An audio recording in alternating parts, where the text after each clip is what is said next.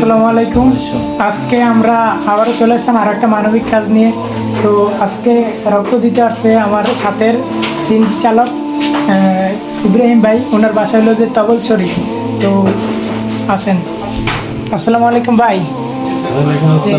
রক্ত কে যে মানে এই জীবনের প্রথম ফার্স্ট যে কোনো সমস্যা হইতেছে? আপনি যারা রক্ত দিতেছেন উনি তো একজন যে ডেলিভারি রোগী। তো আপনি এখন রক্ত দিতেছেন, আপনার তো কোনো সমস্যা হইতেছে না? মানে কিরকম লাগতেছে এখন রক্ত দিতেছেন যে? ভালো লাগতেছে না? এই হলো যে দাদা রক্ত নিতেছে আমাদের থেকে। তো ভাইয়ের জন্য সবাই দোয়া করবেন। আমরা আছি এখন খাগড়াছড়ি সদর হসপিটালে। তো ভাই যাকে রক্ত দিতেছে ও আমাদের সাথে একজন সিএনজি ড্রাইভার, ভাইও একজন সিএনজি ড্রাইভার, ও একজন সিএনজি ড্রাইভারের ওয়াইফ। তো রক্ত দিলে হয় না গতি, একজনের রক্ত আরেকটা জীবন বাঁচতে পারে।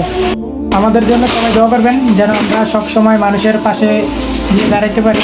তো ভালো থাকবেন। আসসালামু আলাইকুম।